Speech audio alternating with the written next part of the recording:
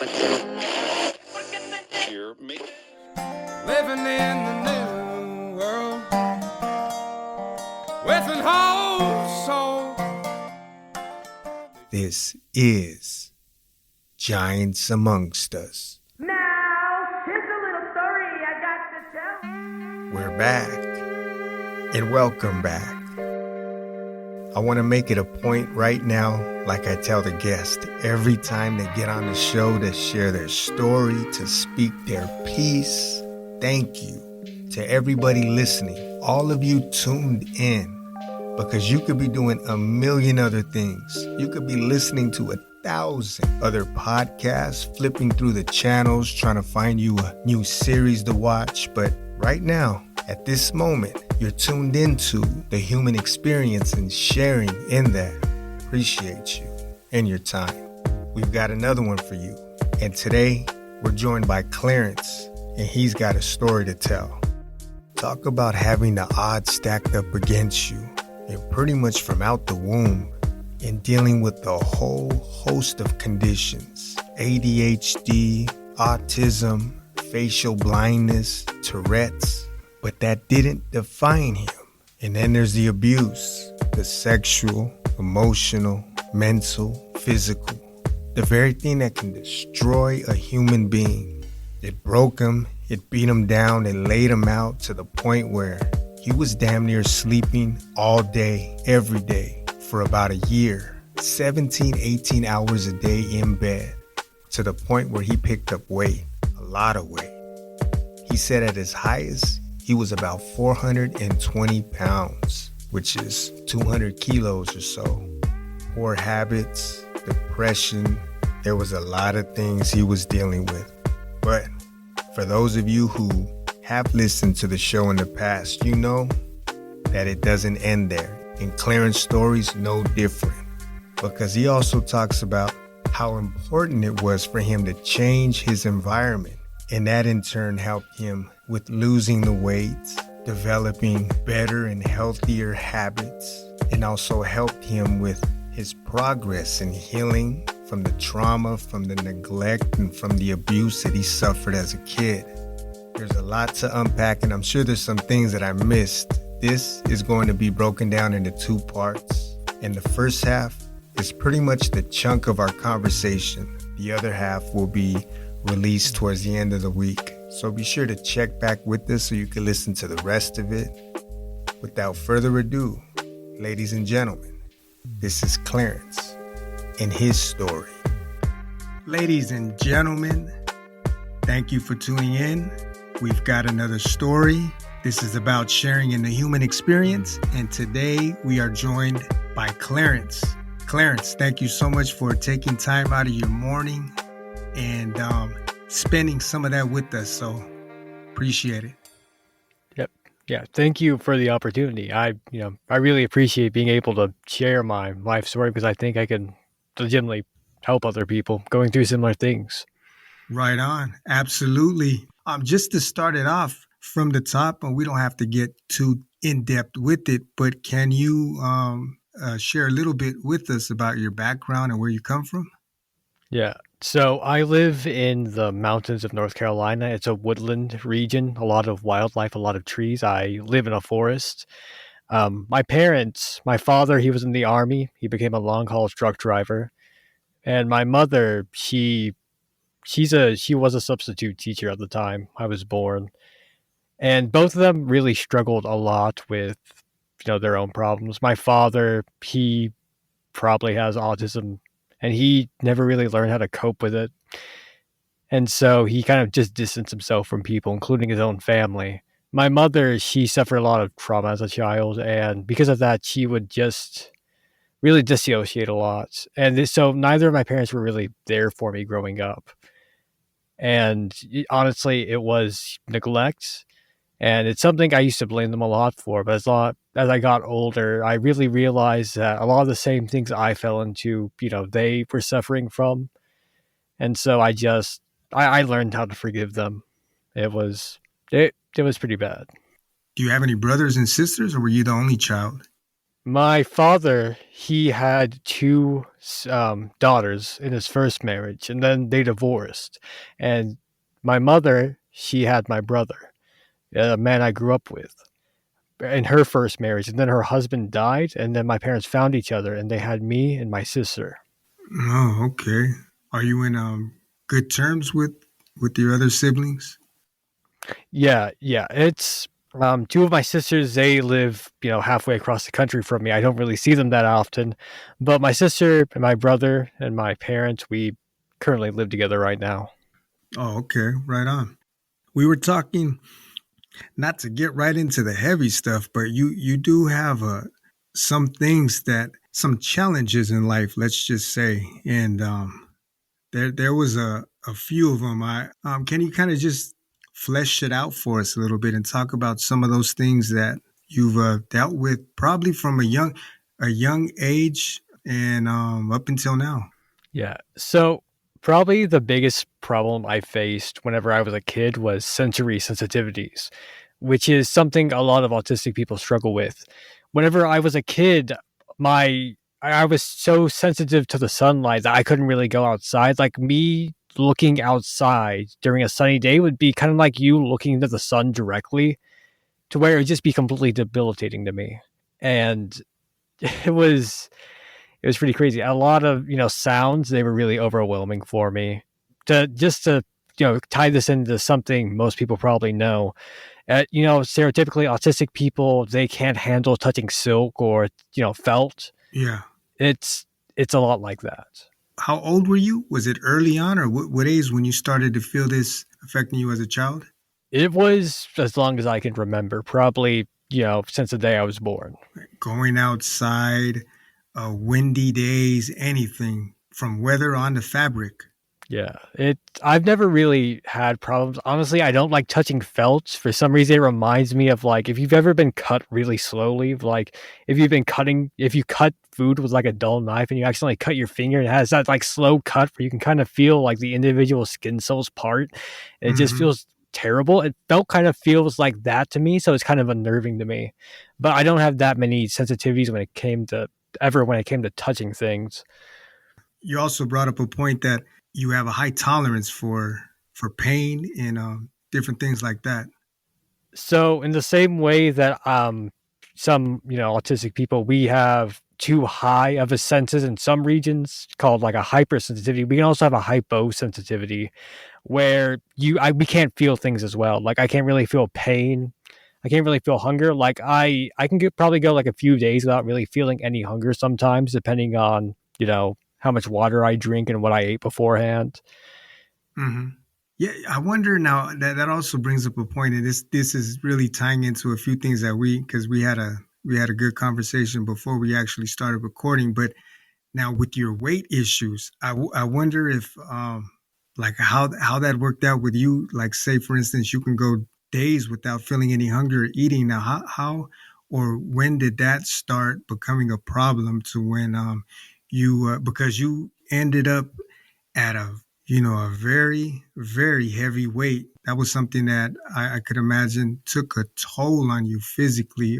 Probably had some issues during school as well because of that. Yeah, it was bad. To just describe it into the way that I don't feel hunger. A lot of people have the same response, but to put it in perspective, I don't feel hunger as much, and I also don't feel the sensation of fullness as much. And Aha. since people need to eat every day, it was a lot easier for me to overeat than it was for me to undereat because I was always afraid of like having too little food. But honestly, it was mostly trauma that I ate that much because, there's no, it's hard to become super morbidly obese. And, at my highest weight, I was like 420 something pounds. And it's legitimately difficult to get Yeah, that heavy. that's what I was going to ask you. How many years went by for you to reach that weight at your highest? Uh, Honestly, it was probably the time I was in a senior in high school. After high school, I got a pretty abusive job where I just worked a lot. I worked so much that I forgot to eat, and I lost weight because of that. All I did was work during that time. But yeah, so like 18, is the time I was at that weight. Well, 18, and you were at 400, and you said about 70 pounds? 420. I think it was like 426 at my heaviest weight. Wow, that's over 200 kilos for anybody listening who is more familiar with kilograms. But my goodness, and that was you were eating. For a fact, it wasn't the healthiest of choices. But how did you manage to shed that weight? Because now you told me you're nowhere near that. So that's also that's a lot of work in itself. If you did it by diet and exercise, how did that work out for you? So just to describe, on the most basic level, losing weight is about using or eating less calories than you're burning. The easiest way to do that is to eat less food, or I should say less calories. You can eat the same volume of food, but eat less calories by eating, foods that have less calorie density. A lot of the food, the cheapest food, at least here in America, is very calorically Yeah. dense because we have, I forget what they're called. It's like the government will pay people much subsidies. Stuff like corn is subsidized, and stuff like Hmm. wheat are subsidized. Stuff like cereal, a lot of processed things are subsidized by the government, and they're not really the healthiest. It's legitimately hard. It kind of messed up that the foods that are better for us are more expensive, while things that will legitimately hurt you, hurt your health, hurt your ability to, think because you'll be deprived of vital nutrients are less expensive because of stuff like lobbyists. But it's just, where we are right now. But you just eat. It's hard. A lot of people who try to give you diet plans will focus more on the exercise in your diet, but the diet is the vast majority of how you lose weight. Yeah. Just full stop. If you change one thing, I could honestly, I didn't really change what I was doing physically. I wasn't the most active person in the beginning of my weight loss, but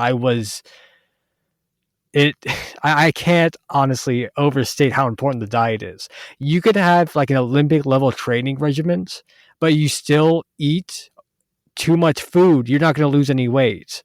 You can eat less food and just sit on a couch all day, you can still lose weight. It's not going to be healthy. You're going to do things like lose bone density and lose muscle mass, but it's possible, and it will actually work compared to the alternative of just exercising a lot and still overeating. Yeah, it is what you put in. I've heard that mentioned from a lot of people that are involved in health and fitness and nutrition. About 95% of it starts in the kitchen or just in your diet alone, what you're putting into your body. Yeah. Well, some of the most important things I think you could learn are like the cooking skills, because I feel like to a lot of people, that's the biggest barrier to losing weight is the time you spend cooking. So they'll just buy things that aren't healthy for them, but they're time savers. And so if you really focus on those skills and learn how to cook efficiently, then it's a lot easier. It takes out a lot of friction from making healthier choices. Right. Yeah. You were at your highest about 420. Now, just to give like a rough idea, where are you at right now? Probably like 190, 180 pounds, something like that. Honestly, I still have some weight that I'm slowly losing, but I dieted to the point where I couldn't, get just to describe this. Whenever your BMI goes too low, people will either being able to stop having erections or stop having their period because it's your body going like realizing that you're not getting enough food and you can't reproduce right now, like you can't provide for a child. Hmm. And so whenever your BMI drops too low, you can't reproduce. And so I dieted to the point without really knowing that was dangerous. And I was like, whoa, that's kind of weird. I just can't get an erection. And so I actually gained some more weight back. A lot of the weight, I still carry some fat on my stomach. And the only way you can really lose that kind of stuff, I believe it's like called subdermal fat, skin fat, is via exercise. So, but just to like tie it back into everything, the majority of the weight you lose can be from diet. It's just some of the weight you'll run into a wall with that, and you could, if you do like cardio activity, something like that, you can lose the weight, and that's something I'm in the process of doing right now. You took matters into your hands, like you took responsibility and did it yourself. Because I'm sure the other option could have been, especially at that point in your life when you were carrying around so much weight, the other option could have been surgery. Yeah, I don't think less of anyone who does surgery, because some people, just to tie this back in with autism, it's like how, people with autism, we have a lot of differences in sensory experience. Neurotypical people, or, normal people, if you've never heard that word before, anyone listening hasn't heard that word before, they have differences in their sensory experience as well. Some people don't feel hunger as strongly as others, and other people feel hunger very strongly. And whenever you go to that point of being morbidly obese, you stretch your stomach out to the point where it's much larger than it is for a normal person. And so everything is really stacked up against you whenever you want to like come back from being that obese. And so there's surgical options to help alleviate that, which is like a gastric bypass where they take out most of your stomach and some of your intestines. Or I believe it's a gastric sleeve where they take out some of your stomach but leave all of your intestines intact. And if you're struggling with that, and you're struggling with hunger, it's just legitimately, I think it's a completely valid option. When you were at your highest, was that something that you thought about, or you had your mind made up to where I'm going to go ahead and just watch what I'm eating, watch my intake? So this is a little weird to describe, but most people, they don't like eating the same thing every day. I think it was an instinct that evolved to stop people from just eating, all of one thing. Like birds are like easy to get game. They enjoy diversifying their diets. But some autistic people, they don't have that. And I don't have that. I eat the same meal every day. It made losing weight much less of a learning curve for me, because, a lot of it is learning how to cook not just one meal, but learning how to cook a lot of different meals. And that just makes it so much more easy, so much easier to, change your diet. So you had one choice meal that you ate every day, or the same thing that you were eating day in, day out? Yeah, I ate chicken breast, and to this day, I eat white rice and chicken breast. How does that work out? Breakfast, lunch, and dinner? Do you just eat one time once a day, or? I eat 2 meals per day. What I do is, from the day before, I grab the white rice and chicken breast out of the refrigerator. I put it in the microwave. I heat it up and I eat it. Whenever I get back from work, I wake up at 5 o'clock, go to work. I clock into work at 6 o'clock. I come back from work 4:30. I throw 2.5 cups of white rice into the pressure cooker, and I believe it's like 16 ounces of chicken breast I'm eating right now. I put that into the oven so I can prepare the food for the next day. I take half the rice. I eat it now with one egg. I take the other half of the rice. I put it into a container with the chicken breast and put it back into the refrigerator for the next day. You have a process. You have it down to a T. Yeah, it's really a great benefit to me, because most people can't realistically do that, but it just makes your life so much easier. The one thing you have to worry about, though, whenever you just eat the same meal every day, is vitamin deficiencies. But I just take supplements for that. I find it to be easier, and as long as you take supplements with the material that's bioavailable, it's basically the same thing. How about now? You mentioned things are easier, but what are some of the benefits? I mean, I'm sure there's a boatload of them, but what are some of the things that you can appreciate now that you lost so much weight? So honestly, just everything about life is better when you're not morbidly obese. It's I know it'll sound kind of bad to some people, but it's honestly the truth. I don't honestly I don't like socially not being fat, because people will pay more attention to me. And being autistic, that's a lot more stressful than it is for a normal person. I had like a lot pushing me towards being fat. I just didn't want to have like the health consequences of being morbidly obese. That's something I just want to say, straight up. That I honestly I would still prefer looking the way I did before, but Hmm. feeling like this the way I do now because it supports me in every aspect of my life. It's easier for me to breathe. I have asthma and being morbidly obese is just terrible. Like it puts so much stress on your cardiovascular system that it's just kind of I don't know how to describe it. It's kind of like having like a low grade fever constantly. Like whenever I feel sick now, that's like what my normal was back then.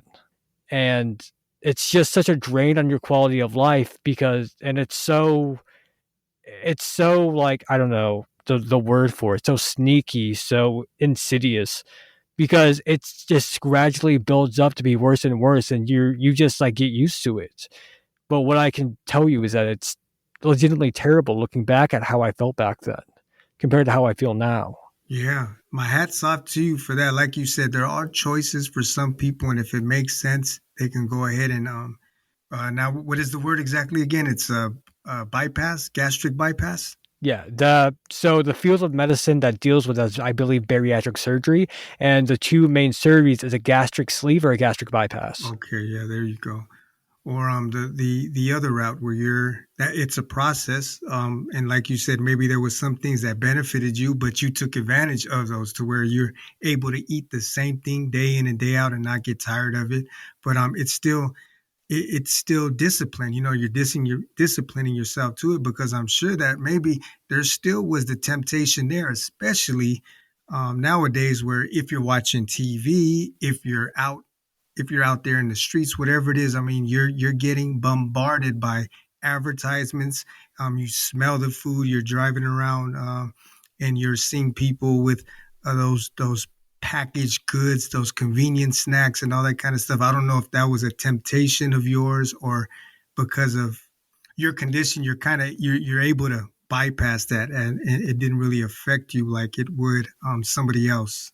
Yeah, it's legitimately terrible. People who just something to point this out to put it into perspective like this to understand a lot of scientists, they work for junk food companies, you know, and they will spend their time to make the advertising, make the food legitimately as addictive as possible.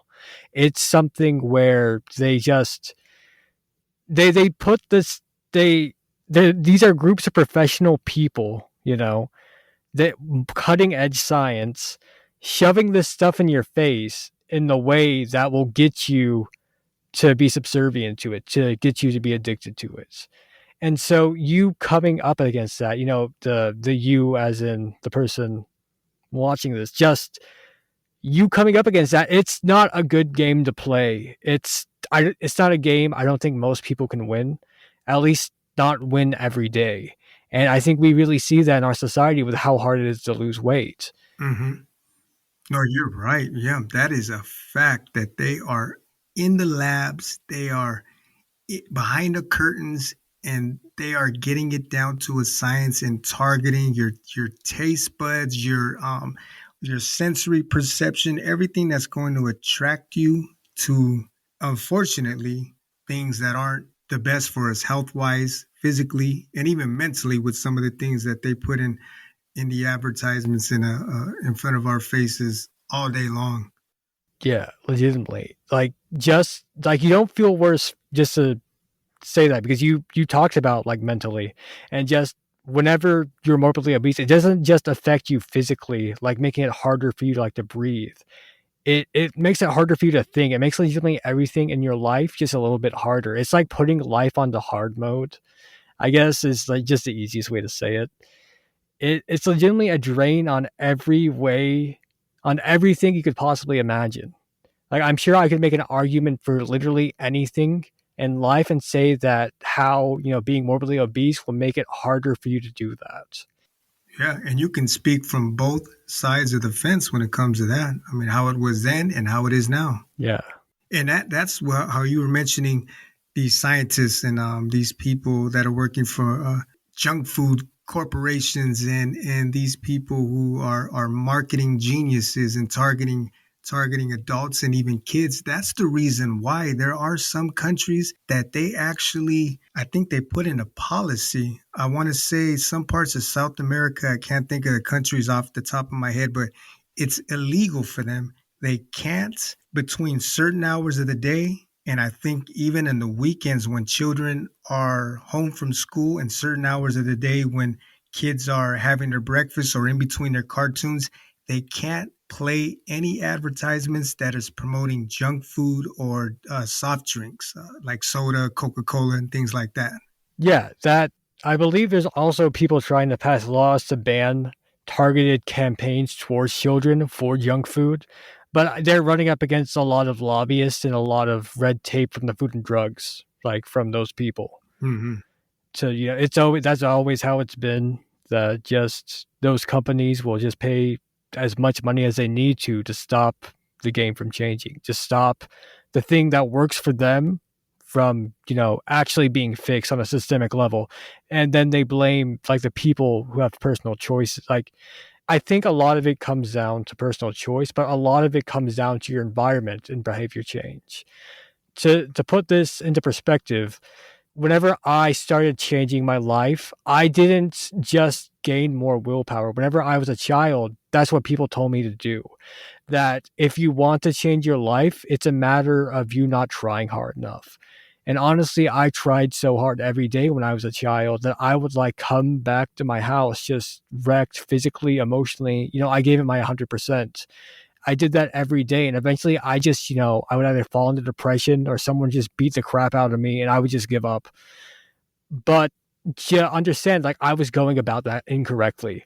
The way that will actually help you is to change your environment. Like to invest in systems to give you an easier like thing tomorrow so you don't have to spend that mental energy every day. Like to put this into like perspective of like numbers, if you can imagine you have like an energy bar for your willpower. And like 90% of your willpower is just taken up on a daily basis, just resisting the urges to do things that are completely avoidable by, moving stuff in your environment. And you just have that 10% to, give it your best shot. That's not a winning situation to be in. And that's legitimately a terrible situation to be in. But whenever I started actually like changing my life, whenever I started to find things that were working for me, it was making those systems and investing in my environment to just take away that like willpower tax I had every day. So I could have that energy to spend on like, you know, overcoming the trauma I had as a child and finding better ways to cope. And that's legitimately what works. Honestly, I can't say that like from a scientific perspective. I don't have like a paper to quote on that, but from my anecdotal experience, that's what I would recommend to anyone who's struggling out there. Change their environment. Yeah. For the you had mentioned it before, and it was depression and it was the trauma that led you to where you found, was it how some people say, I found like the comfort in eating. I found a comfort in food. I know you did right, and I remember, I don't think you said that while we were speaking a bit offline, but it even got to the point where you were sleeping, you were in bed pretty much more than half the day. Yeah, I honestly, at the worst of my depression, I was nihilistically depressed probably a few months before the coronavirus. I don't have a good timeline on this. Yeah. I was in that state of mind. I wasn't really recording memories at the time. But what I was doing was I was probably sleeping 21, 22 hours a day for like, I don't know, like a year or two. And the only time I would wake up Wow. is when, my mom would call me to help her because she had had a stroke a few months before I really lost it and fell into depression. And so while I wasn't taking care of her, I was just sleeping in my bed, you know, just, I had just completely given up on life and everything. Now that was going on for almost, you said between a year and 2 years of, I mean, that's damn near the whole day in bed. Yep. I wasn't living a life at all. Like it was a really surreal experience because every hour I was conscious, it just felt like my life was slipping away from me. But at the same time, every second just felt so long and agonizing that it was just so surreal. It just felt impossible. I felt like I was dreaming just all the time. I felt like life was a dream now, and that I was already dead. When you did wake up for those few hours, what did you fill that time with? Was it to eat, go to the toilet, and then right back in bed? So I would normally wake up whenever my mom, called for me if she needed something for me, or if I needed to go, do stuff like drive to town to do a couple of things for her, like errands, or to help her with the things she needed help with, whether that be, helping her clean herself because she was bedbound after she had a stroke. Um, yeah, I would eat. Obviously, I lost some weight during that time, but it wasn't a lot, to be honest. At that time, I probably ate like once every 2 days. But what I would do is, I remember back at this, the meal I would eat, I would go to Walmart, and the people in the bakery section would make this just giant thing of Rice Krispie treats. Like it was in a clear container, and it was probably like by itself like 2 or 3 thousand calories. Like it was like probably like Wow, six. like the size of a cake? It honestly, it was probably the size of a cake. I would say about that. And I would grab a couple of boxes of family sized chicken strips and a gallon of chocolate milk, and I would just eat that. Just one meal once every 2 days, and then I would just go back to sleep.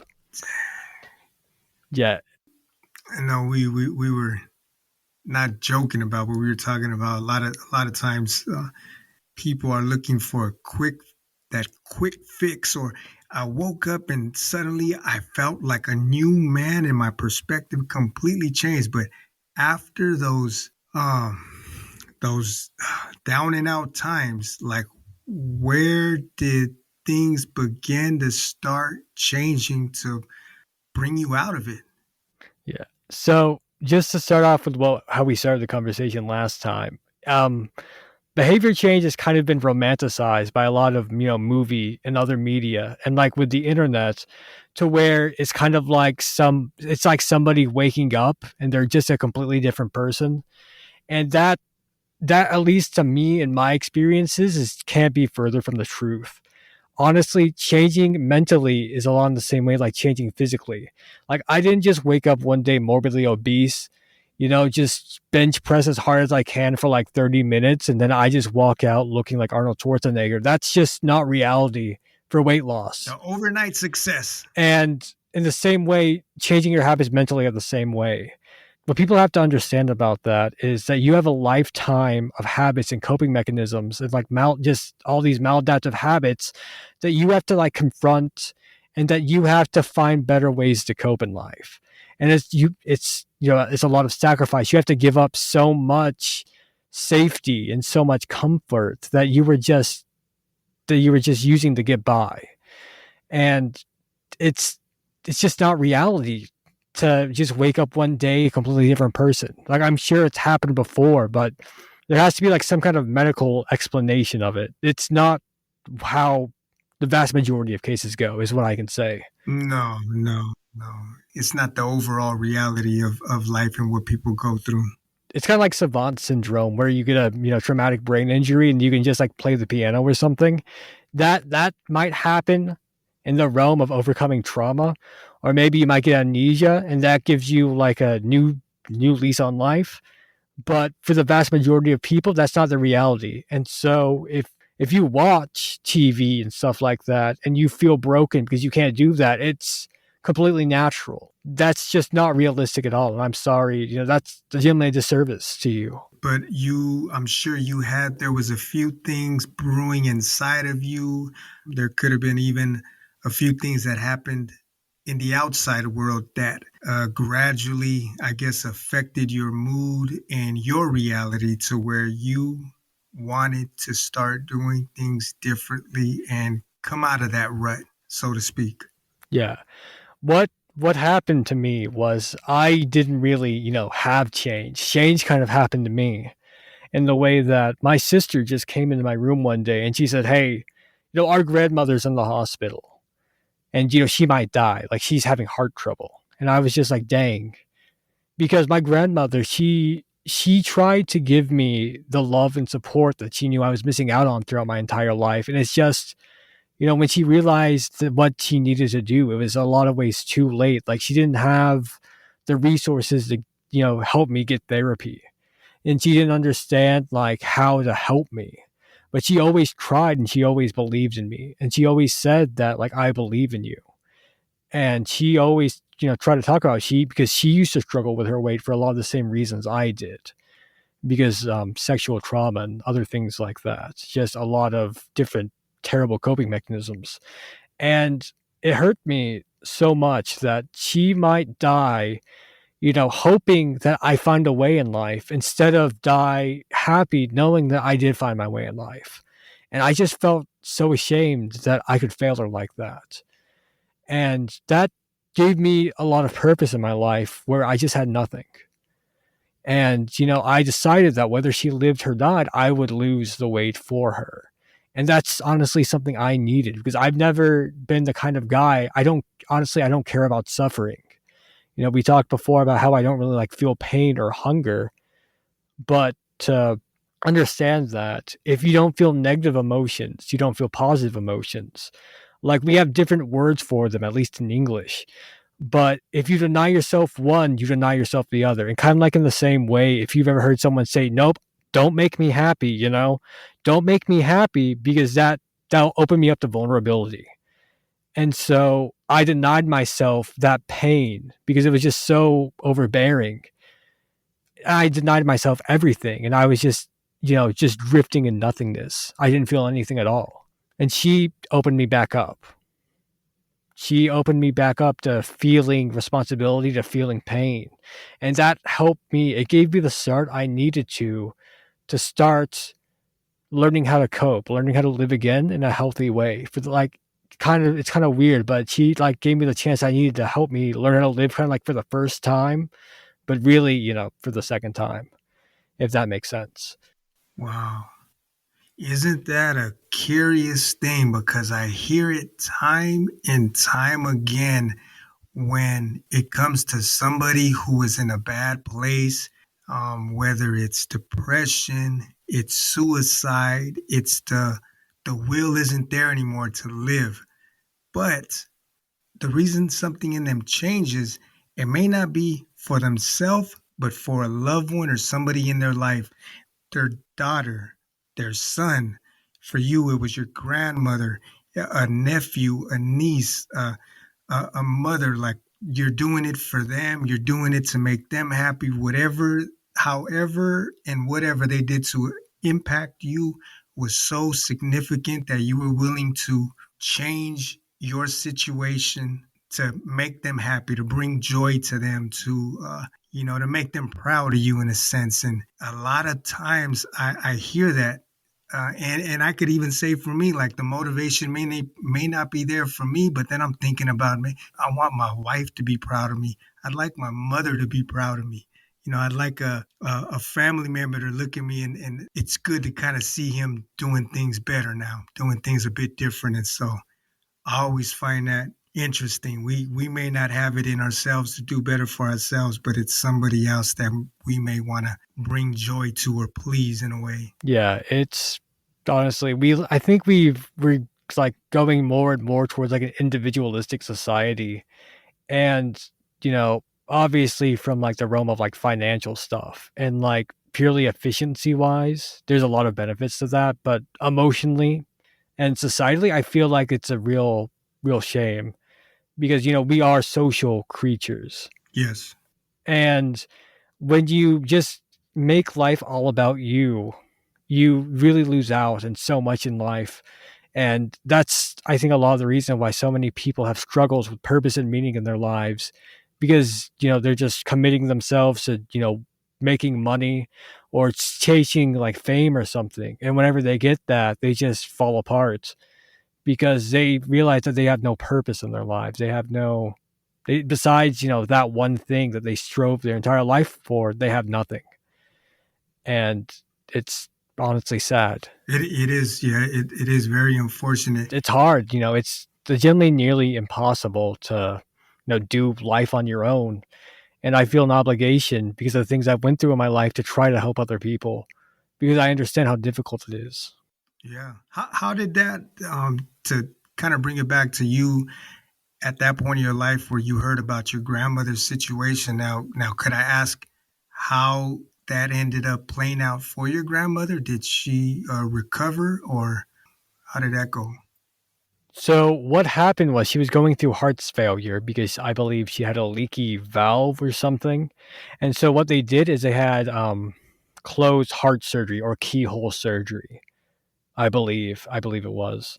Where keyhole surgery is where the surgeons will make holes in your body for medical instruments instead of opening up your chest cavity and doing open heart surgery. It's a newer kind of surgery. Mm-hmm. And so what they do is, I believe they put in like a replacement valve or something like that.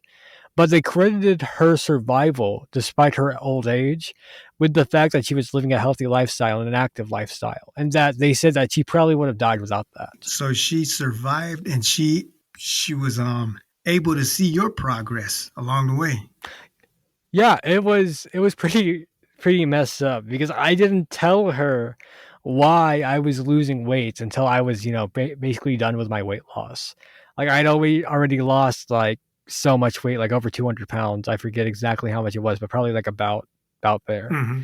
And so I just came to her and I described to her the story that I told you. And she just starts crying and said, I wish, you would have told that to me earlier. Mm. I didn't do it because I was just so scared of just relapsing or something else happening. And, she would just feel so heart crushed and disappointed. But obviously that wasn't the right decision. You know, if that did happen and I did relapse into old bad habits, she could have helped me if I would have just communicated to her that's what my purpose was in losing weight. But for whatever the case was, it worked out to where you stuck to the course, and she was able to see you in a completely different physical form. Yeah, honestly, one time I was walking in Walmart and she hadn't seen me in a while. I just came up to her and say, "Hey, how's it going?" Like making conversation with She her. didn't recognize you, I bet. She legitimately didn't recognize me because like a person at Walmart came up to me and said, "Excuse me, ma'am, is he bothering you?" And I said, "She's my grandmother," and she looked at me like, "What the hell?" And I pull out my ID and I show it to her, and she's just like, "Oh my god." And he's like, "Oh, okay," and he just leaves. And she's like, "I'm so proud of you," and I'm like, "Thank you." You had to pull out your ID to show it to her. It was that much of a transformation, huh? Yeah, I used to be stupid morbidly obese, and now I'm just a healthy body weight. So it's a pretty big difference. Man, that's a hell of a story. And talk about pandemics or epidemics. That, I mean, we went on about it for a while already, but that is a big, big issue. Not just, it's not even just in the States anymore. I mean, people, like they're saying, even here in Germany now, they're noticing that the change in weight, like everybody can go back to, if we go back to the 70s and the 60s, people weren't looking like this. And it's just that we are being poisoned. They're feeding us poison, and they're kind of making money on both ends. They're making money when they're selling it to you, and then when you're having to come in for your conditions because everybody's sick, diabetic at an early age, kids that are being diagnosed with diabetes. Yeah, it's terrible. I mean, it really hurts me whenever I hear children like diagnosed with like metabolic syndrome because I've never had diabetes before, but my mother she struggles with diabetes, and I see her, she's still morbidly obese, and I just see her going through that stuff. And I just feel so bad for her, and I try to help her learn better habits, but it's just not something she wants to do. It's not something she's ready to give up, Yeah, and my heart just really goes out to those people because I understand, it's a lot about the environment. It is a lot about just, it's just terrible. Like, it's a lot of people taking advantage of people for money. And I just don't understand how you could do that. I don't understand how those people can just go to bed at night knowing that they're legitimately killing people and that they're making people live lesser lives. Mm-hmm. It is a special type of sickness for individuals that are profited by money and nothing else at the expense of somebody else's well-being. Yeah. So there was not to change the subject completely, but there was, and this is also having to do with some of the conditions that you are dealing with. It would be considered a disability or a handicap, I would say. But and it was interesting because I've never heard this before, and this is also something that we talked about a bit offline. But can you explain a little bit? I know you said it's kind of hard to explain, but the whole condition with you, I forget how you put it, but where someone like myself who isn't dealing with that, I can close my eyes and I can still picture things. I can picture the room and things like that. But when you close your eyes, you say that there is no Yeah. images, symbols, nothing that's going on when your eyes are closed. Or how did you put it exactly? So, aphantasia is the inability to visualize. It's sometimes called a blind mind's eye, where most people, when they close their eyes, they can visualize things, whether it's in black and white, whether it's in color, whether they can remember things they've seen before, or just make up completely new images in their head. It's everyone, most people exist on that spectrum. People with aphantasia, they can't they can't make any images at all. Some people might see like, blobs of color. Sometimes I see that. Like whenever I'm about to go to sleep, it kind of looks like not an aurora borealis, but kind of like imagine a halfway between a cloud and aurora borealis, just like those colors floating there. Mm-hmm. It's not really majestic, but it's kind of cool. But it's legitimately difficult because of aphantasia. I have a really hard time, distinguishing people. It gives me facial blindness, or the inability to, you know, pick somebody out of a crowd that you've seen before. It makes it a lot harder for me. And things I do are just like look at people with like their striking facial features and try to make up like, if there's like a list of 5 things, there's not a if you have 5 striking features on your face, there's not a very high chance of, you coming up to another person like that and it not being them. And that's just how I've learned how to cope with that.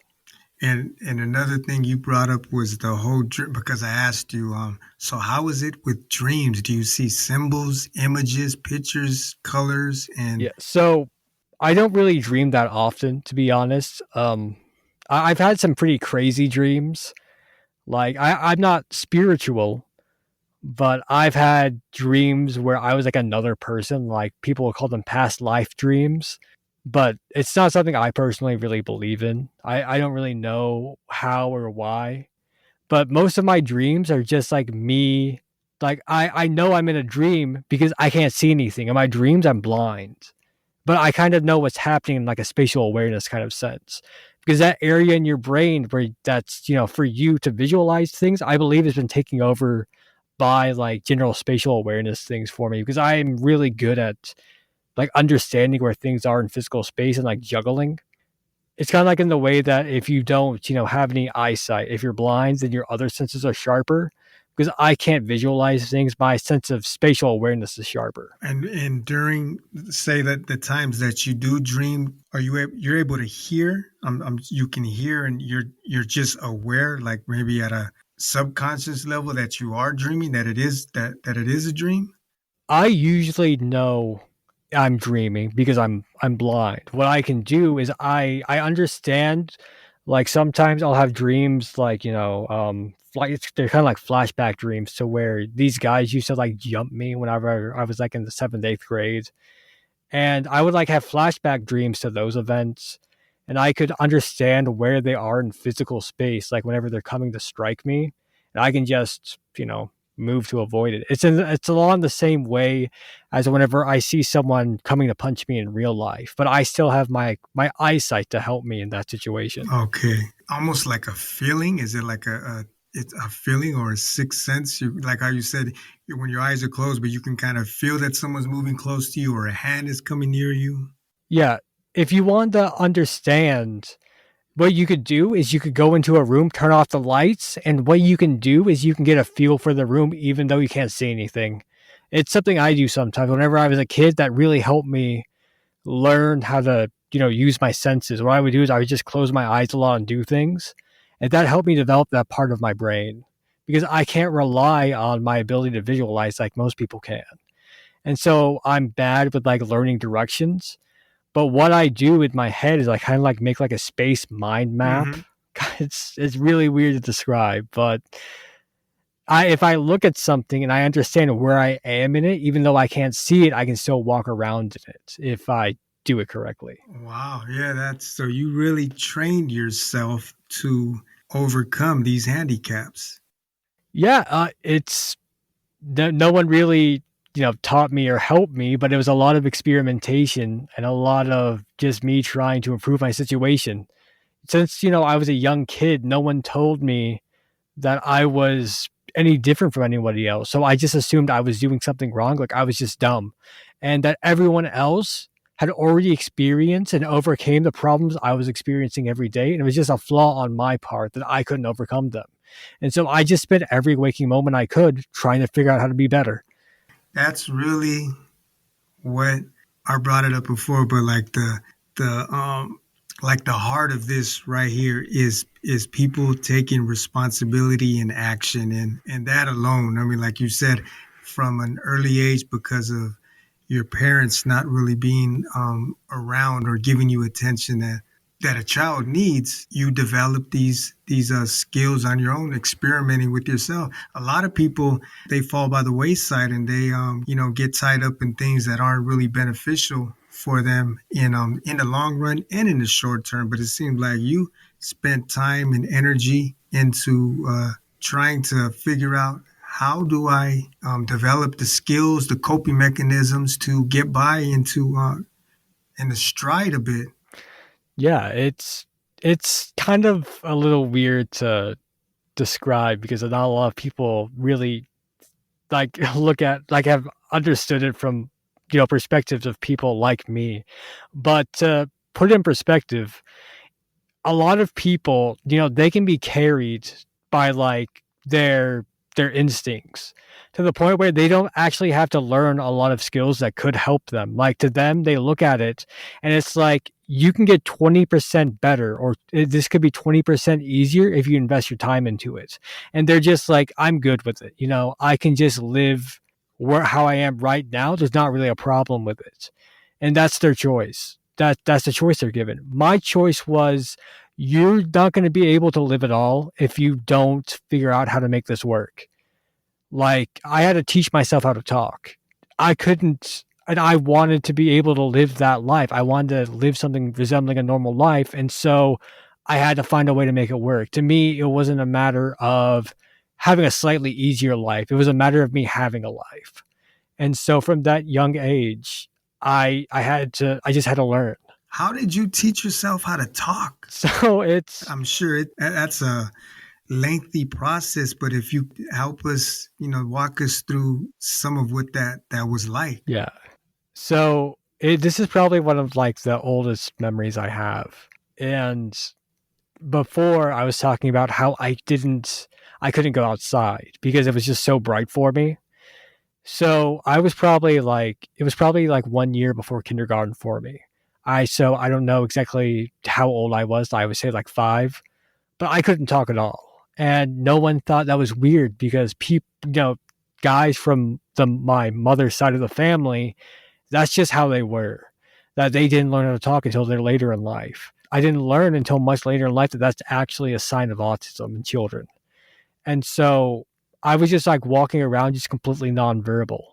Well, not completely nonverbal. Like if you said something to me or made like a sound, I could repeat it back to you. But that's not talking. That's something called echolalia. And so I'm sorry, that was a bit of a tangent, but No, go ahead. That's good. I'm very interested in how this whole process worked out. but Because it seems like you were okay. Not to cut you off, but it seemed like you said, you had people in your family that at that age they weren't talking, so it wasn't looked at as, we need to maybe take him to a speech therapist to figure out why he's not verbalizing anything. yeah, it's just a a lot of people, they look at autism like it's like a genetic disorder thing. And while some genetic disorders or like chromosomal things can predispose you to autism, it's a lot of the time it's genetic, where your family has just learned how to cope with their special, their special needs.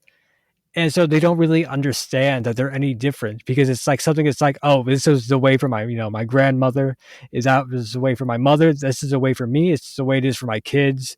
That their idea of normalcy is skewed by their own conditions, and they don't really understand that what they're experiencing isn't normal, because we don't really talk about our experiences like that a lot. So it wasn't like completely insane that they didn't like go to somebody and say, hey, my child isn't talking, they're missing developmental milestones, can you help them? Because it's like, oh, that's just how it is, especially when you combine that with like, we were very poor at the time. It's understandable. But so I had a family dog. He was really more of my brother's dog, but because I didn't have anyone else in my life that was really helping me, that my dog was kind of like my father to me. I know that'll sound very, very kind of weird, but he was there for me, and he could really engage with me on a level that I could understand, to where I couldn't really communicate with anybody else, but he, like, a lot of communication is nonverbal, and he's learned from me, and I learned how to communicate with him from like a very young age. And so one day, he just approached me, and he just, started clawing my hand to ask me if I could go outside. And I was like, okay.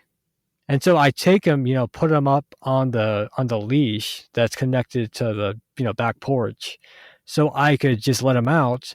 But he just waited for me there, like he wanted me to come with him. And I was just like, I can't. It's just too bright for me. And he really helped push me to go outside. And that was a real learning curve for me. It's kind of weird to describe. How old were you at that time? I was like 5 years old. Okay. And it was so weird to me, but I learned after like enough of those times how to like dull my perception, where if it's like really dark, I can still like up. Well, at least whenever I was younger, I haven't done this in a while, but I used to be able to at least up my perception to where if it was really like almost pitch black, I could see a lot better than most people. But I don't know if I still have that. Like, a lot of the stuff I used to do as a kid, I've kind of lost access to the ability to do that. I don't know if it's because, if it's like an everybody thing, or it's just like I lost it because I didn't keep doing it. Because as I grew up and I made those frameworks, I had less and less reason to do it again. But he legitimately helped me learn how to like do that, even though that wasn't what he was doing. He just wanted to go outside and hang out. But it was great. Before then, I would hear the other children playing outside, and I would just want to go out there with them and like, be able to have friends. That's something I always wanted, like companionship. And he, by helping me do that, he gave me the opportunity to legitimately go outside with them. But, I was nonverbal. And so I just go out there and they just start making fun of me because I can't talk. And so I just, cried and came back to my house. I just buried my head into my dog. And I was just like, I felt like I had done something good. I felt like I did the right thing. And those people just looked at me like I was still like, a moron. I was still just a screw up. And so I was like, okay, if I want to live a life, I need to learn how to talk. And so I spent probably like the first 3 or 4 days making zero progress. I just figured if I concentrated hard enough and thought about words I had like heard other people use enough, I would just make it work. But then, my dog, he came back to me, and, he started clawing my hand, just looking me in the eyes, just trying to lick me in the face. Like, he was just like asking if I was all right. Like, are you okay? Because I was legitimately acting very weird. I was just so focused that it was just. And he could sense that. Yeah.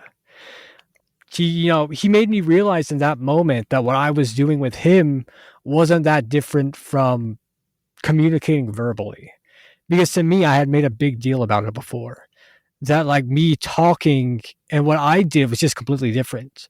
And that helped me find a place to start growing out my knowledge of learning how to talk. And so like after like 4 days, I actually got, you know, it's kind of weird. Just to go back a little bit, I felt like hitting a wall in my brain. Like I felt like instinctually I knew where I needed to go to be able to talk, but I just couldn't get there. Like I felt like there was like something blocking me from doing it. But somehow I just grew out, my connection. I just started to make those connections in my brain to be able to learn how to talk. And that took about like 4 days of just like contemplating and like thinking about it. I just sat in the corner of my room staring at a wall, for like a week, all things together. And I had like what Were you kind of like brainstorming, just staring at the wall and then trying to figure it out yeah. in your head? Yeah, it was a lot like brainstorming. Some people like to call it meditation, but personally, I think that's a little bit too fancy of a word for what I was doing. It was just to Hmm. me just thinking, contemplating. And so, you know, I had like the starting place I needed. I just needed the vocabulary to learn how to talk. And so the only person I could really or the only thing I could really get that from was like a TV because my mother, she was going through like a stage of really bad depressions where she didn't really talk with me that much at all. My brother, he was always out hanging with his friends, and my sister, she couldn't really talk either. Well, I mean, she did talk at that point because she learned how to talk really well when she started to go to kindergarten because she was a year ahead of me. But after school, she was always so like tired that she would just go to bed because it was really draining for her going to school, which is something that's really common with women with autism.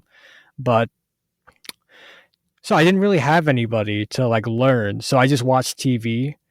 And this is the kind of thing where it's like a really impactful thing that's just kind of silly. What I did was it's not even the kind of thing. I'm pretty sure that like the TV was just on a TV station that was just playing like Shakespeare for like all of the time I was watching it. And so, Oh, wow. Of everything, Shakespeare. yeah. And so I was just trying, and so I was learning like middle, well, not even actual Middle English, but this fancy version of Middle Yeah. English that no one has ever actually talked like before. And to this day, I still kind of talk like that sometimes. I don't know if you've ever heard, during our conversation, if you've kind of picked up on anything that might sound like that, but sometimes it's kind of really blatant and people think I'm like, making fun of them or like trying to like I don't know what the right word for it is, like kind of trying to like I guess flex on them. Yeah, show off a little bit. But honestly, I it's not something I You're consciously going do. back to the roots. That's where you started. Yeah. And so just to put this in perspective, I wasn't actually speaking like fluent English probably. Like honestly, most of what I was saying was like terribly butchered metaphors and just completely crap English. And so I go up to these kids and I'm just like, hey, I learned how to talk. Can we be friends now? And it's just they look at me like I'm just like an idiot, and they just start making fun of me because of how crappy my English is. And even the people who were learning English as a second language, they had better English than me, and so they were making fun of me, and I was just like, what the It's a hell? lose-lose situation, it felt like. Yeah, it was legitimately really traumatizing for me at the time because they made me feel like no matter how much, no matter how hard I tried or no matter how much I achieved, that I was still always at the starting line. That no matter how hard I tried, I could never be good enough. That like what I did could never be good enough. And that just really hurt me. Yeah, I after that, I just went back to my room and I was like crying on my dog, because he was my guy. And my brother, he's like 10 years older than me. The guy was like probably in the 7th or 8th grade, probably early high school. And he just, he sees me just so depressed and he just gave me like a Game Boy Color. I don't know if you know what that is. Yeah, Game And Boy, he yeah. Uh-huh. Game Boy Color, yeah, I know that. I know when I was coming up, we had the black and white Game Boy. Oh wait, no, I think that is the Game Boy. Yeah, that's the original Game Boy and the Game Boy Color. I misspeak. He gave me the Mm-hmm. Game Boy Advance, not the Game Boy Color. Oh, there's a Game Boy Advance. Okay. Yeah, the Game Boy Advance came out after the Game Boy Color that played GBA games instead of the long cartridge games. Like after that, he gave me Pokemon Fire Red, and that was honestly just so. He gave me Fire Red, and I think Pokemon Silver and Crystal. Like I played Fire Red for the first time, and it was honestly like world shattering to me how amazing it was. Because for the first time in my life, I just saw a world where I could do more than just exist. I felt like I could actually, belong there. That I could actually like live a life. And I was just so enraptured by that. I saw, a world where people and animals like work together, and like animals were like these like super amazing creatures, even though animals are already amazing. It's just like they could like, communicate. They were shown to be like more sentient than a lot of animals are, in the real world. And that to me, I just knew that, I belonged in that place. Like I felt like that as a kid. And I was just so amazed. And I just knew that like I saw a place for the first time where I felt like I belonged. But obviously Pokemon isn't real. Yeah. But you were getting them from different sources. You had your dog who was understanding, and you had a certain special connection with that. And then now this Pokemon game is Yeah. bringing you to a different place. Honestly, when I was a kid, like my relationship with Pokemon was really toxic. Like it was just a fantasy that helped me dissociate with how terrible my life was and how terrible like my childhood situation was. But as I've grown older, I've learned how to actually have a healthy relationship with that. And instead of using, Pokemon to dissociate, I've learned it to like help me be better, which I know is a little weird. But like whenever I was losing weight, I found it so gratifying to be like, man, like I remember one time I was walking my dog at this we had a greenway. We have a greenway where we live.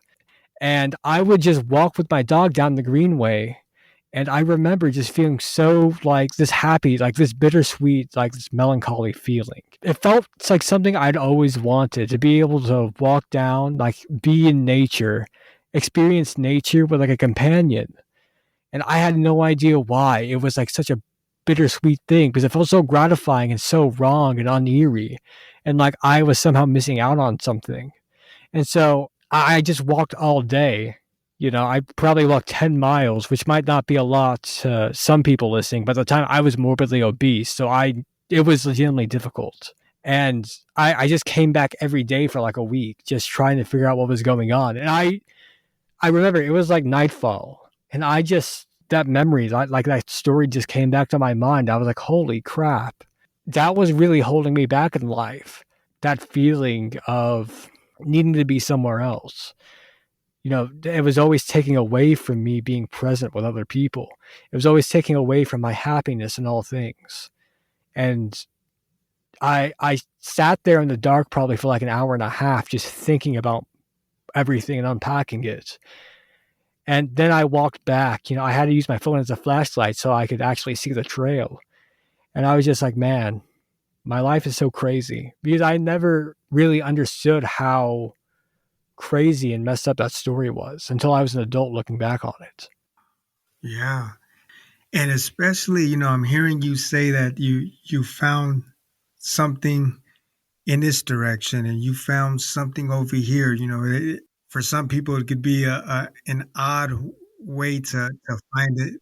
Not an epiphany, but to have something revealed to you or something brought to light. But I mean, you weren't getting it from anywhere else. And on top of that, you were also, it sounds like throughout all of this talk, you were one for really trying to get down to the nitty gritty and understand something, whatever it was. If it was trying to figure out how to speak, like how can I do this, or if it was expressing yourself, or losing the weight, these type of things. You really made a conscious effort to try to work it out, brainstorming and figuring it out. That is highly commendable. I mean, I respect the hell out of somebody that puts the effort forth to do that. And it seems like you had one roadblock after the other, but that wasn't going to stop you.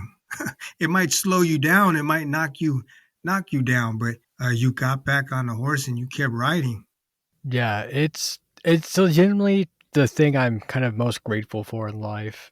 That I don't know exactly where I picked it up along the way. I think it was during like that experience in my life where I never doubted that something I could do was possible. It was just a matter it wasn't a matter of something being impossible for me.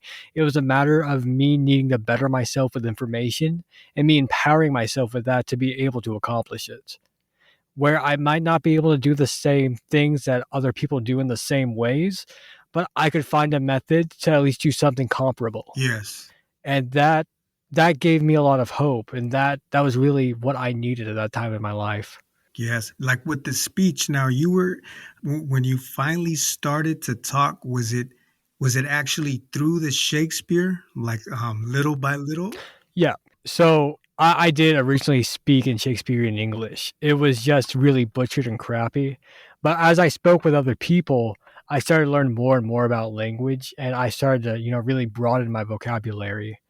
But whenever I first learned how to speak, I had some pretty terrible Tourette's, and, it was something I also worked on. It's kind of a little weird to explain, but what I would do is I would, like, emulate having conversation. Like, I would instead of speaking physically, I learned how to just emulate me what I would say, and I could kind of feel, like, the pathways I was going down. It's if you could imagine it like a road network.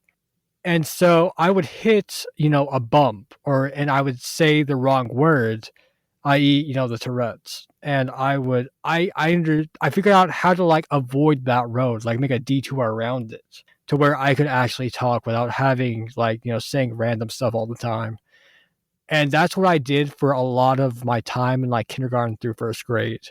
Was just I would just sit there during school not really paying attention and just work on that. You sound like you're very good at problem solving, troubleshooting. Honestly, with the way a lot of autistic people have to grow up, we don't have a lot of support. And so it's either we like really fall apart or we build those great habits that will support us for the rest of our lives. And we figure that out. And it's really terrible for a lot of autistic people because, honestly, I don't know what my, IQ is, but I was smart enough to figure out what I needed to do to survive, and it's really heartbreaking to me that a lot of people they don't have that. They don't have like generally just like the raw processing power, or like whether that be a combination of that and like some kind of early instilled habit that helps them build what they need to survive. And it's terrible because probably like one of the worst parts about being autistic is that like 1% of the population is autistic, and that just means you have so many less people that can possibly help you. Like, I don't mean to say that like autistic people can't learn things from neurotypical people, but a lot of things that we learn is something that really it would be so much easier for other autistic people to help you with.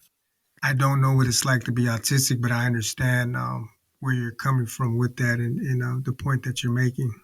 How is it with you? And this is just a random thought that came to mind, but I know some, and it's not even necessarily only autistic people, but you hear of some that have a photographic memory. You can read something or you can retain information and you can keep it. It's not going anywhere. Can you say that's the same for you? So I have aphantasia, so that's the opposite of photographic Oh, memory. right, right. But I believe people with aphantasia can have an eidetic memory.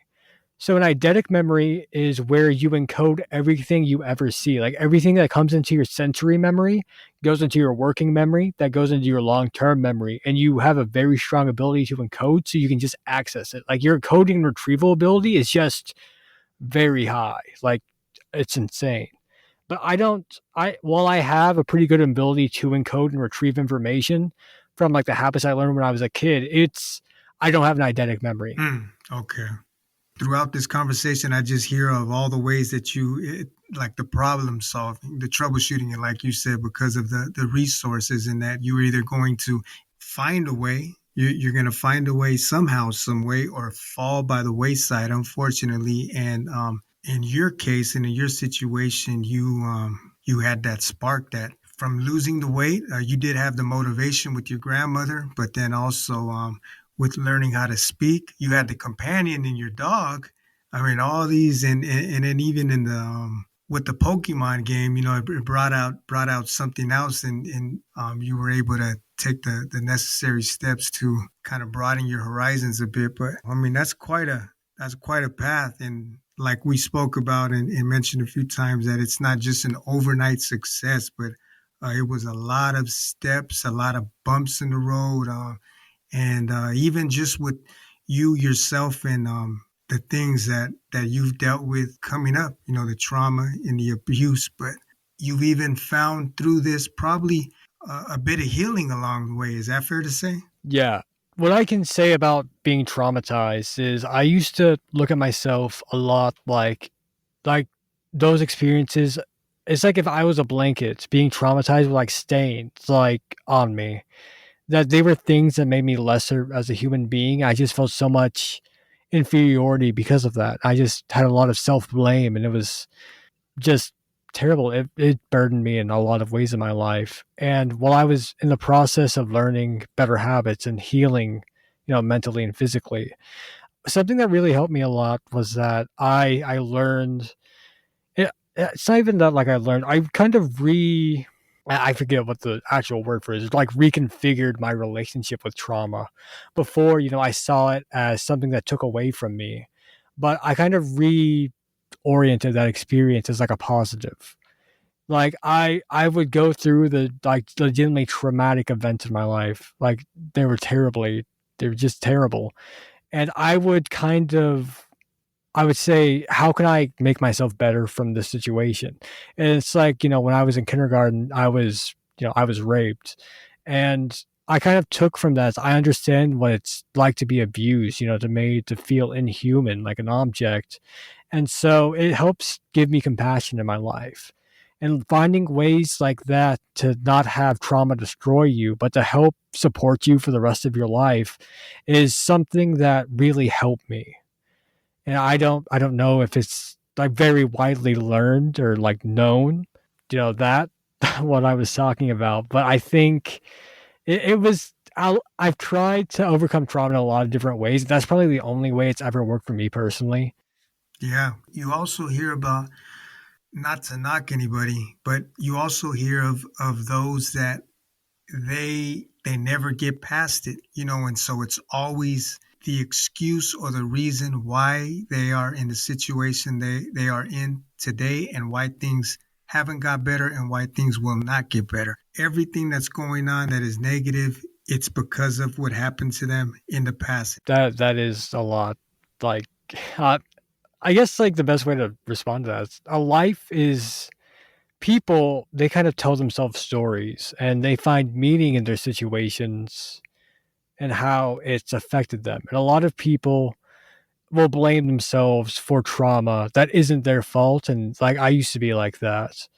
And that's, really, really bad way to cope. And it's not healthy. And the opposite way is to say it's not, my past situations weren't my fault. And because of that, I feel entitled to not take responsibility for my actions right now. And while, it's true that, or it might be true that their past traumas, they had no control over that, they take a very toxic lesson from that, Mm-hmm. that they, it's nothing is their fault because they've been hurt in the past. And I think we can agree that that's a very terrible way to see anything. I'm not to see like your agency as a human being Right. because they're really taking away their own agency because they don't want to feel responsible for themselves. Yeah, you pretty much relinquish your power now, and you're powerless ultimately. But from what you've shared with us today, it sounds, I think it's fair to say that you took that power back into your own hands, and you developed the skills necessary, whether it was coping with certain things, figuring out how to get by, as we would say, whatever a normal human being is, but without the someone that isn't dealing with the handicaps or the disabilities that you are, and then also with the trauma that you experienced as a young child, but still the point of your life where you're at right now, you are in a much better place. You've matured mentally, emotionally, and then can you share some of the plans for the future that you have? Because I know you brought up before we started recording that you're taking some courses for, is it radiology? So right now I'm taking I believe it's a 10-week course of Bio 160 Anatomy and Physiology. I'm doing that to try to. It's a competitive course to get into, so it's like there's a rubric with points. It's really gamey to where you can qualify for a radiology program. It's an associate's degree. So after 2 years, I'd have an associate's in radiology that would make me eligible to get a 1 year certificate for radiation therapy. And I was attracted to radiation therapy because I feel like it would be really gratifying for me because cancer is one of the hardest things people can go through.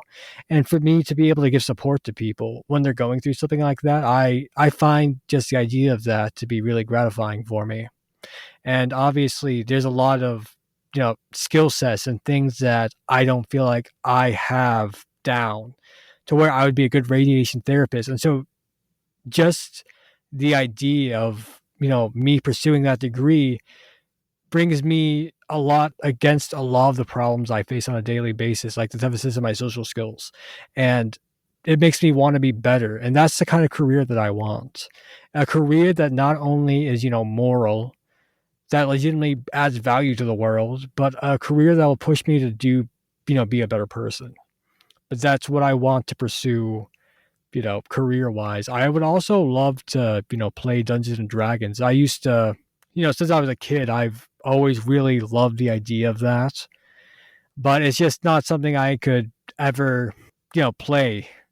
My brother and his friends, they had a gaming group, but I could never join them because they were always, staying up too late.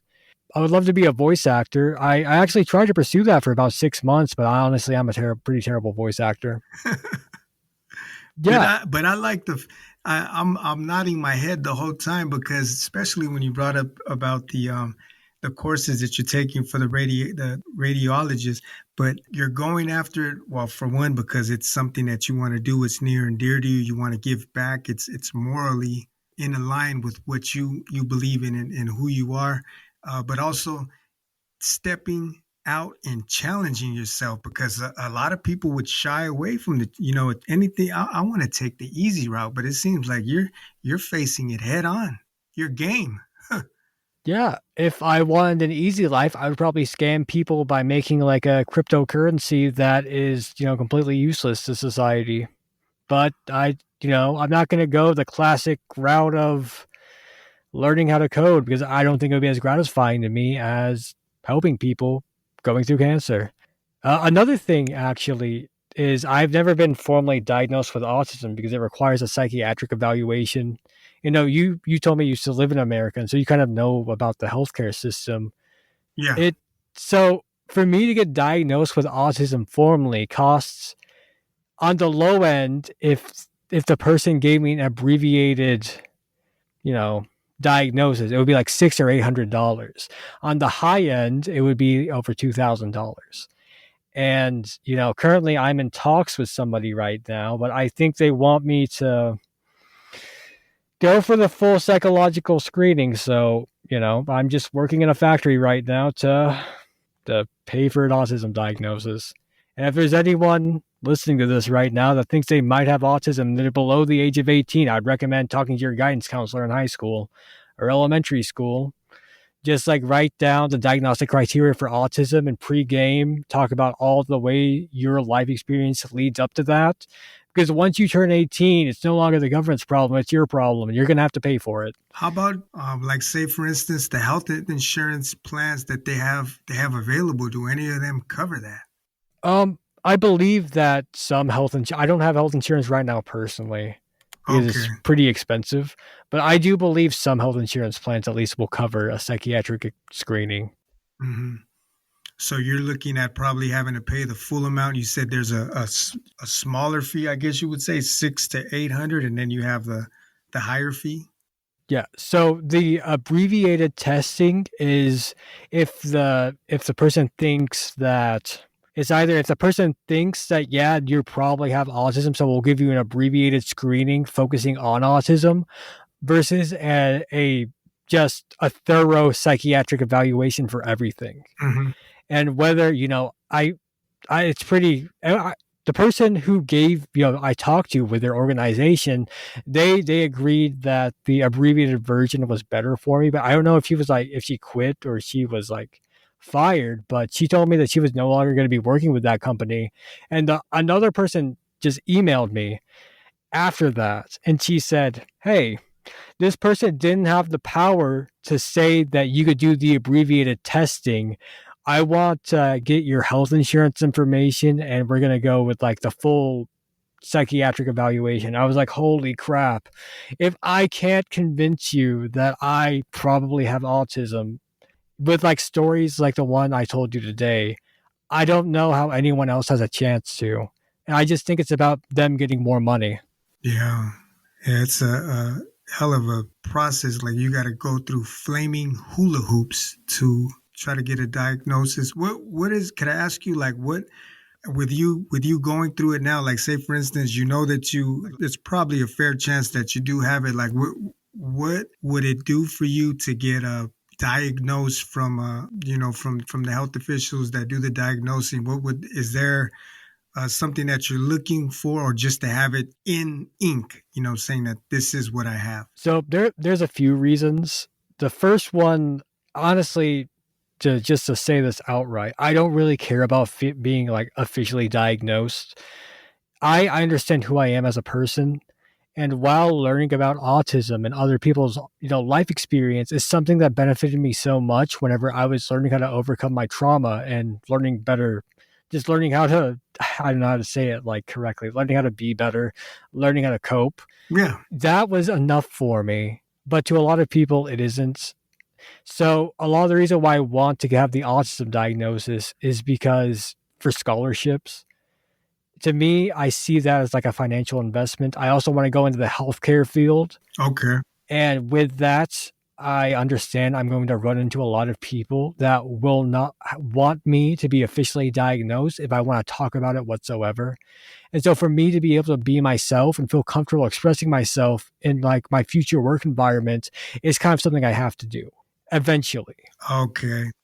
Like in a sense, it's going to give you more authority in doing what you're doing, right? It's going to give me a thing I can throw up in people's faces because a lot of people, they have a lot of preconceptions about autism. And, I would like to think Mm-hmm.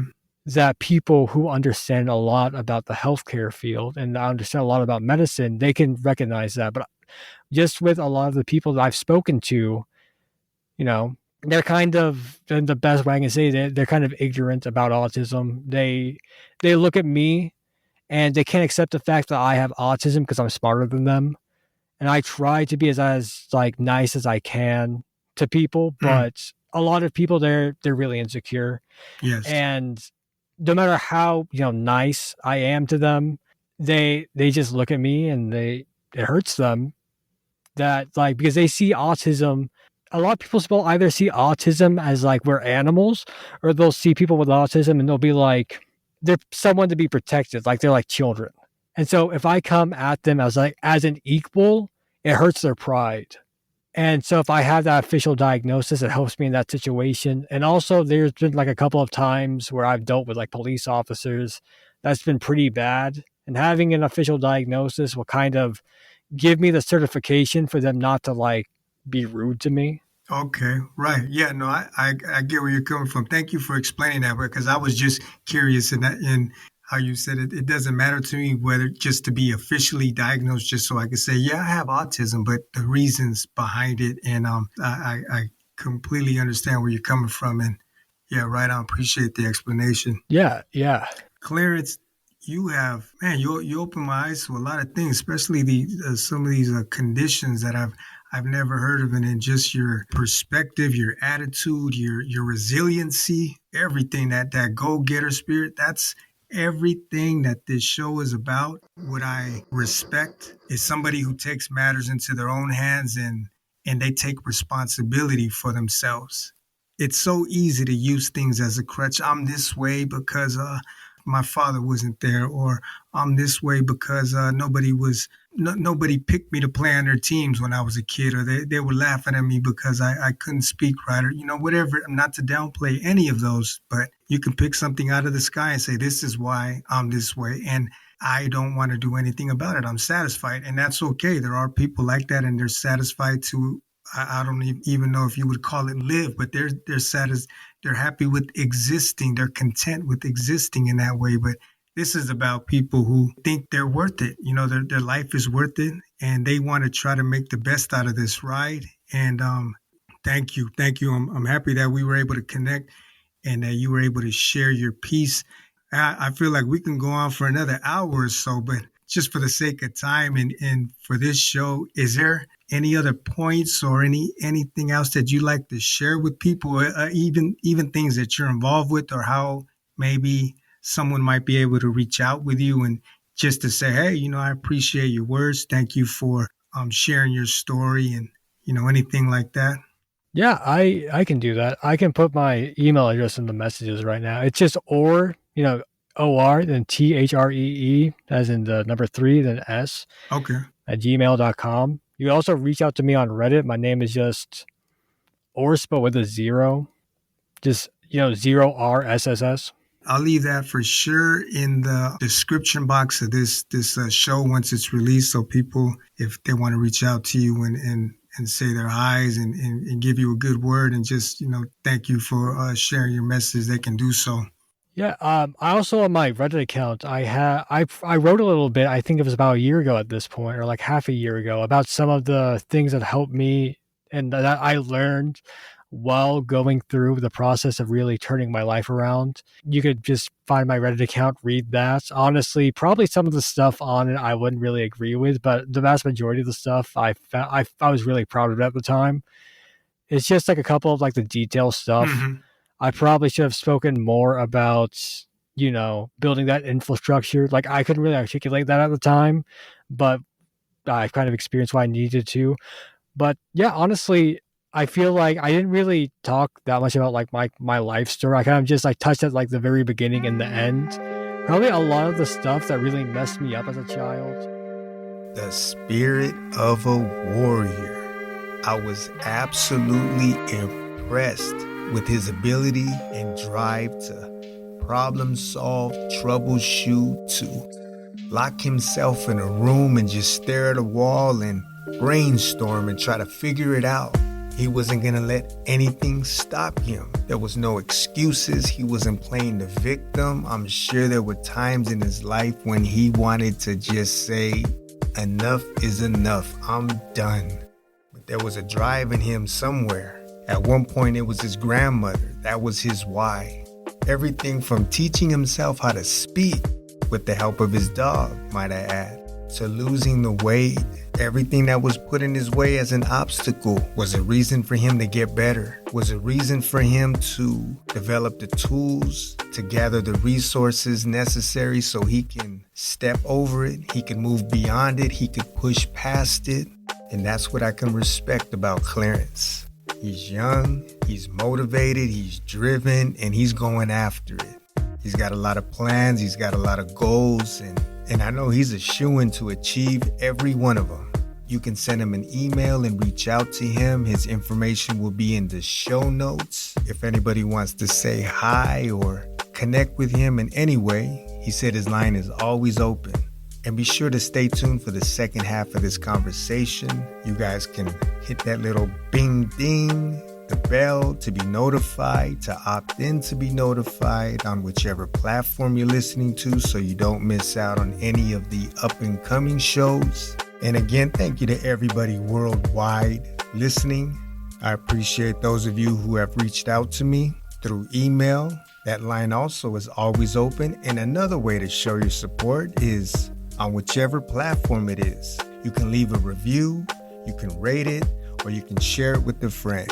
And we can keep growing this thing organically. The second half is on its way. Till next time, and very soon. Peace.